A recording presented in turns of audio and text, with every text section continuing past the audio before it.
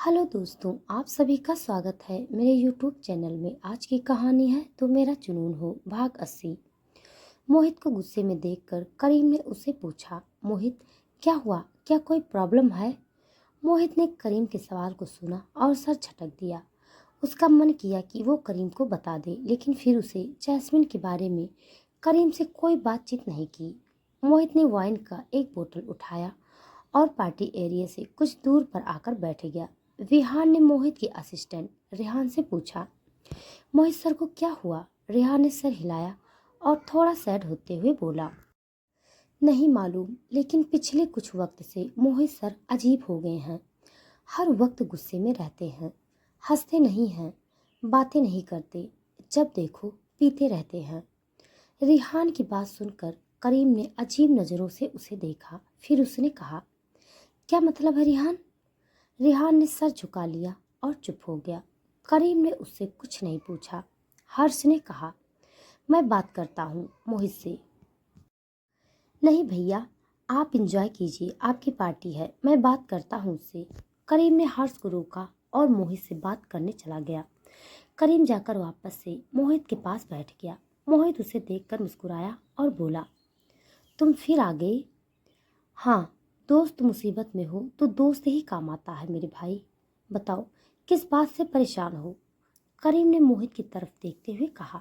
मोहित मुस्कुराया और वो वाइन की बोतल से ही वाइन पी रहा था और करीम जो उसके साथ ही वहां पर आ गया तो वो उसे ऐसी हालत में देख रहा था। वाइन पीते हुए मोहित के मन में बार बार जैस्मिन घूम रही थी। मोहित खुद में बड़बड़ाया, वो बेवफा है, मैं कभी उसकी शक्ल नहीं देखूंगा, कभी नहीं। क्या मतलब? तुम किस बारे में बात कर रहे हो मोहित? करीम ने सवाल किया। मोहित वहां से चला गया और किनारे पर खड़ा हो गया। टूटे दिल के साथ मोहित पार्टी छोड़कर एक किनारे पर पड़ा हुआ था। करीम चुपचाप वहां उसके साथ था। करीम के सवाल का जवाब नहीं दिया मोहित ने। करीम ने उससे कुछ पूछना चाहा, बेकार समझा। कुछ देर बाद करीम का फोन बजा।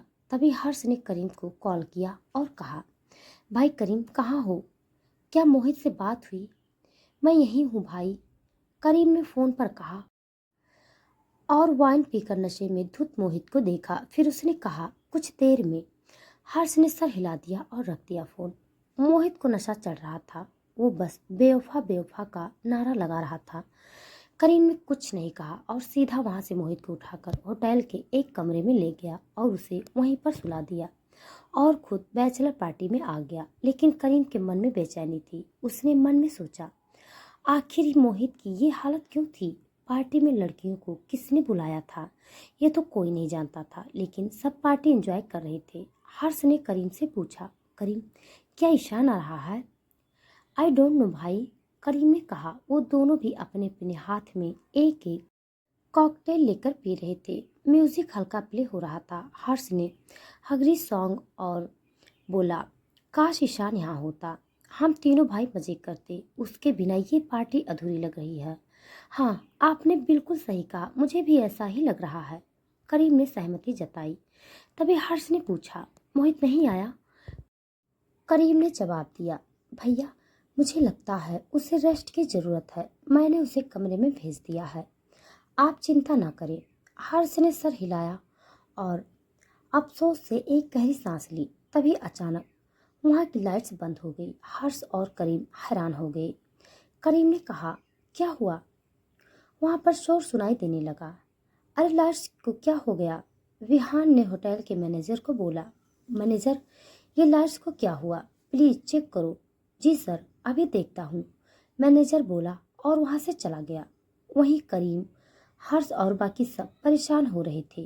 करीम की बात सुनकर हर्ष कुछ बोलता उससे पहले ही स्पॉटलाइट चली और उस लाइट के नीचे ईशान खड़ा अपने भाइयों को देखकर स्माइल कर रहा था। ईशान को देखकर हर्ष और करीम भी खुश हो गए। दोनों एक साथ बोले, ईशान? विहान ने स्माइल किया और बोला, ओह, तीनों कपूर ब्रदर्स एक साथ, अमेजिंग। तभी ईशान के इशारे पर म्यूजिक प्ले हुआ। आजा सोइए, कैटवॉक वाली बेबी है तेरी चाल, बैकलेस सूट बिच लगती कमाल, ओ कित्थे चली जांदी ये, आहा ओ कित्थे चली जाती ये ओह। इस सॉन्ग के प्ले होने के साथ ही ईशान अपने भाई की बैचलर पार्टी में रंग जमाने आ गया था। उसे डांस करता देख करीम और हर्ष भी उसके साथ आकर डांस करने लगे। वहाँ पार्टी में आई लड़कियाँ गई नहीं थी, वो सब भी उन डांस में शामिल हो गई और उनके साथ डांस करने लगी। ईशान बीच में था और उसके दोनों भाइयों उसके अगल बगल, उसके पीछे विहान, रेहान, रजत, विनय और बाकी गेस्ट थे। सब डांस करने में बिजी थे। एने विनखरे तू करना सोड़िए, एने विनखरे तू करना सोड़िए, दिल मेरा तेरे लिए धड़के, नी आज फिर कित्थे, आजा फिर कित्थे, कित्थे चलिए मोरनी बनके, मोरनी बनके, आज फिर कित्थे चलिए मोरनी बनके। तीनों भाइयों की जोड़ी शानदार डांस कर रही थी और वो तीनों को रिहान, रजत, विहान, विनय पहली बार देख रहे थे। विहान ने अपने भाई रजत से कहा, मुझे यकीन नहीं होता कि कपूर परिवार के तीनों बेटे आज एक साथ हैं। सच कहूँ तो पहले कभी इन्हें साथ नहीं देखा। तीनों साथ में कितने अच्छे लगते हैं। उसकी बात सुनकर रजत ने कहा, हाँ मैंने भी। तीनों की जोड़ी देखकर ऐसा लगता है कोई त्रिदेव की जोड़ी धरती पर उतर आई हो। विनय ने तो हैरानी से सर हिला दिया। केवल वो तीनों आंखें फाड़े एक जगह खड़े हो गए और अपना डांस बंद कर दिया। संडे तो लेके सैटरडे तक, संडे तो लेके सैटरडे तक, घर दे वेट तेरी खटके, नी आजा फिर कित्ते। उन तीनों भाइयों के साथ कुछ लड़कियां भी बैकग्राउंड डांसर थी। बिहान, रजत, विनय और इनवाइट किए हुए गेस्ट भी उनमें शामिल थे। सब डांस कर रहे थे। अब फिर एक बार सबने डांस करना शुरू कर दिया। जदों नचदी कुड़ी तू बड़ी हॉट लगदी, रानी बाई गॉड लगदी जदों, कोले आग कर दी, ए इस्माइल कुड़िए किसे शायर दा वायरल, जिहा सॉट लगदी। सब झल्ले नी आज फिर कित्थे, लगता तू भी हॉट के सोड़िया, दिल तू लगई गया करके सोड़िया, आई तेरे लई सज धज के आज फिर कित्थे, तेरी ओर मैं चली आ मोरनी बनके, मोरनी बनके। सब हंसने लगे। आखिरकार डांस खत्म हुआ और फिर दूसरी सॉन्ग प्ले हो गई। बाकी सभी डांस करने लगे, लेकिन हर्ष और करीम ने ईशान को गले लगा लिया। ईशान को गले लगाते हुए हर्ष ने कहा, thank you so much Ishaan, मुझे लगा तुम नहीं आओगे। कैसे नहीं आता बड़े भैया, आपके बैचलर पार्टी में रंग तो जमाना ही था, ईशान बोला।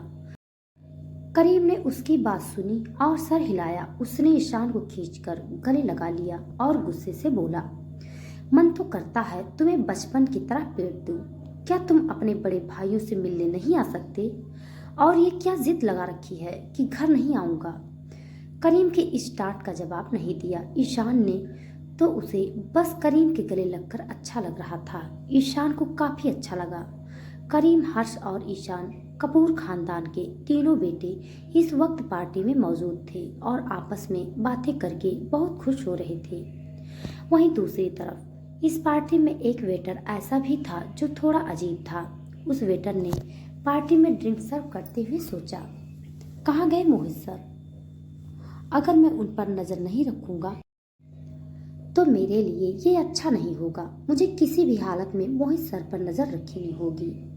उन्हें उकसाना होगा कि वो जैस्मिन मैडम से और ज्यादा नफरत करे। वेटर ने जल्दी से ट्रे को वहीं रख दिया और सबकी नजरों से बचते हुए चला गया मोहित को ढूंढने। मोहित तो अपने कमरे में सोया हुआ था। उसे होश ही नहीं था कि वो कुछ करे या ना करे। वहीं दूसरी तरफ सभी गर्ल्स ने भी एक छोटी सी पार्टी रखी थी और उसमें सब यूं ही एंजॉय कर रहे थे। सना, शैली, जैस्मिन, प्रिया, कविता जी, दिव्या जी, जूही और कुछ और गेस्ट वहां पर थे। सना ने सबकी तरफ देखते हुए कहा, तो गाइस, आप सबको एक गेम खेलना है। गेम का नाम है पासिंग द पास। इस गेम में ये तकिया जिसके पास भी रुकेगा उसे कुछ ना कुछ करना पड़ेगा। सना की बात सुनकर दिव्या जी ने स्माइल करते हुए कहा, कविता, लगता है आज हमारी बहू हमारा टेस्ट लेना चाहती है। खैर अच्छा है, इन बच्चों के साथ हमें भी कुछ एंजॉय करने को मिल जाएगा। हाँ हाँ आंटी, आपने बिल्कुल सही कहा। वैसे भी इंजॉय करना बहुत ज़रूरी है। क्या आपने इससे पहले कभी ये गेम खेला है? प्रिया ने पूछा। प्रिया के सवाल पूछने पर दिव्या जी ने कहा, हाँ, पहले कभी खेली होगी। ओह, फिर तो मज़ा आएगा, शैली ने कहा। यूँ सबने गेम खेलना शुरू कर दिया। सॉन्ग प्ले होने पर पिलो के दूसरे के हाथ गोल गोल घूम रहा था। ऐसे ही सॉन्ग बंद हुआ। सबसे पहले शैली फंस गई। शैली को फंसा हुआ देखकर प्रिया बोली, मैं पूछूंगी। फिर उसने जल्दी से शैली से कहा, तो एक सवाल का जवाब दो, तुम्हें हर्ष से प्यार है या नहीं? हर्ष का नाम सुनकर शैली ने प्रिया की तरफ गुस्से से देखा। फिर उसने सर हिलाया और बोली, प्रिया, हर्ष मेरे होने वाले पति हैं, प्यार क्यों नहीं होगा? ये कैसा जवाब हुआ? प्रिया ने मुंह बनाया तो सना बीच में कूदी। उसने कहा, अरे बाबा, हो गया, चलो आगे खेलते हैं। सॉन्ग फिर प्ले हुआ। ऐसे ही एक करके सभी गेम खेलते गए और फंसते गए। सबसे लास्ट में सना फंसी और उसे एक सॉन्ग पर डांस करके दिखाना था। सना ने जल्दी से सर हिलाया और डांस शुरू कर दिया।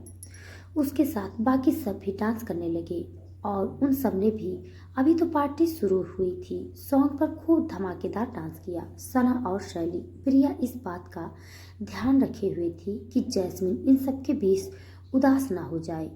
वहीं जूही और कविता जी, दिव्या जी भी खूब एंजॉय कर रहे थे। बहुत सारी मस्ती करने के बाद आखिरकार रात हुई और पार्टी खत्म हो गई।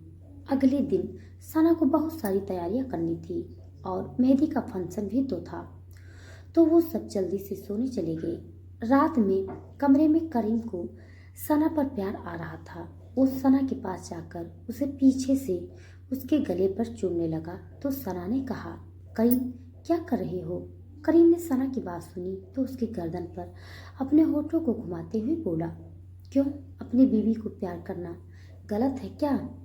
नहीं, गलत नहीं है, लेकिन मुझे बहुत काम है, सना ने कहा और करीम को खुद से अलग किया। लेकिन करीम ने सना का हाथ पकड़ लिया और अपनी तरफ खींच लिया। उसने कहा, सच में तुम काफ़ी बोरिंग हो सना, कैसे बेबी हो? इतने रोमांटिक पति को इतने रोमांटिक मोमेंट में कोई दूर करता है क्या? सना ने उसकी बात सुनी और सर हिलाते हुए कहा, हाँ, क्यों नहीं, मेरे पास अभी बहुत काम है। कौन था वो वेटर? जानने के लिए आप सब मेरे साथ बने रहिए। हमारी कहानी आप सबको कैसे लग रही है कमेंट बॉक्स में ज़रूर बताइएगा। तब तक के लिए धन्यवाद।